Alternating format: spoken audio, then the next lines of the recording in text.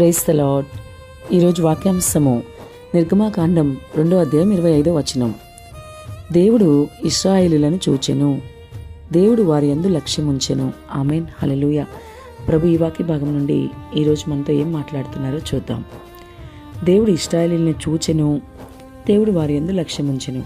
అంటే ప్రభువు చూచే దేవుడు, లక్ష్యముంచే దేవుడు. కేవలం చూచి విడిచిపెట్టే దేవుడు కాదు సుమా. లక్ష్యం ఉంచుతాడు అనగా నీ మీద శ్రద్ధ పెడతాడు. ఏ విషయంలో అయితే నువ్వు బాధపడుతున్నావో మరి ఈరోజు ఒకసారి ఆలోచించు. మన దేవుడు ఖచ్చితంగా పరిస్థితులన్నీ చూసే దేవుడు, కాపాడే దేవుడు, లక్ష్యం ఉంచే దేవుడు, శ్రద్ధ ఉంచే దేవుడు, మన ప్రార్థనలు ఆలకించే దేవుడు, మన ప్రార్థనలు దాటి వెళ్ళిపోడు ఆయన. అనగా మనల్ని దాటి వెళ్లకుండా మనకు సహాయం చేసేవాడు, మన ప్రార్థనలకు ప్రతిఫలం ఇచ్చే దేవుడు. ఆమేన్. ఇటువంటి దేవుడిని మనం కలిగి ఉండడం నిజంగా ఎంతో ధన్యకరమైన విషయం కదా.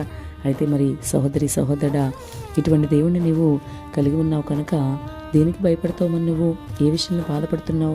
ఏ విషయంలో నీకు దిగులు, చింత, మానసికమైన వేదన నీవు ఈరోజు కలిగి ఉన్నావు?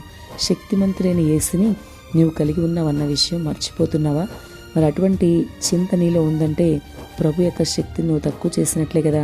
కాబట్టి చింతపడకండి అని ప్రభు చెప్తూ ఉన్నాడు. కాబట్టి చింతపడి ఎవరు కూడా మనలో కొంచెమైనా మన ఎత్తుని ఎక్కువగా చేసుకోలేం. కాబట్టి చింతపడడం మానేసి ప్రభు మీద ఆధారపడడం నేర్చుకుంటే ప్రభు నీ పరిస్థితి అంతా చూస్తున్నాడు అని ఈరోజు నీవు నమ్మగలిగితే, అంతేకాదు నీ పరిస్థితి చూచి నేను దాటి వెళ్ళిపోయే దేవుడు కాదైనా. నీ పరిస్థితి చూసి నీ యందు లక్ష్యం ఉంచుతాడు, శ్రద్ధ పెడతాడు. నీ సమస్యకి పరిష్కారం తప్పకుండా ఆయన ఇస్తాడు. నువ్వు ఏదైతే కన్నీరు విడుస్తున్నావో, దేవుని సన్నిధిలో ప్రార్థిస్తున్నావో, ఆ ప్రార్థన విని ఆలకించి ప్రతిఫలం ఇచ్చే దేవుడే నీ దేవుడు. కాబట్టి బహుశా ఈరోజు నువ్వు ఏ స్థితిలో ఉన్నా సరే దేవుడు నీతో అయితే సూటిగా మాట్లాడుతున్నారు. బహుశా నీ స్నేహితులు, నీ బంధువులు, నీ శ్రేయోభిలాషులు, నీ కుటుంబ సభ్యులు, నీ సొంత వారు అనగా నీ అని నీవు అనుకుని భావించేవారు, వీళ్ళందరూ కూడా ఎప్పుడైనా సరే నిన్ను విడిచిపెట్టేయచ్చు, కానీ నిన్ను పట్టించుకోకపోవచ్చు వాళ్ళు. కానీ నీ ప్రభు మాత్రం నీ మీద శ్రద్ధ పెట్టి నీ సమస్యకి తప్పక పరిష్కారం ఇస్తాడు. నీవు ఆయన వైపు చూడడం మొదలుపెట్టు. ఈ లోకం వైపు, లోకంలో మనుషుల వైపు నువ్వు చూసినంతకాలం ప్రభు యొక్క శక్తిని నువ్వు గమనించలేవు, గుర్తించలేవు.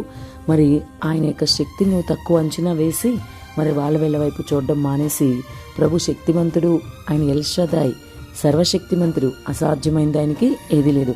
కాబట్టి అటువంటి శక్తిమంతుడు నీవు కలిగి ఉన్నావని ధైర్యం కలిగి బహుధైర్యంతో ఆయన వైపు చూస్తూ నీ ఆత్మీయ జీవితంలో ముందుకు వెళ్ళు. మరి ఎటువంటి స్థితిలో నీవున్నా నిన్నైతే ఆయన చేయి విడిచిపెట్టడు. నీవు నమ్మితే దేవుని యొక్క మహిమను చూడగలుగుతావు. నీ పరిస్థితి ఏదైనా సరే ఆయన ఈరోజు నిన్ను చూస్తున్నాడు అని ఒక గొప్ప భరోసా, నమ్మకం, ఆయనలో విశ్వాసం కలిగి నువ్వు ముందుకు వెళ్ళు. తప్పకుండా ఆయన నీ నమ్మకాన్ని వమ్ము చేయడు, నీకు సహాయం చేస్తాడు. ఖచ్చితంగా నిన్ను ఆదుకుంటాడు.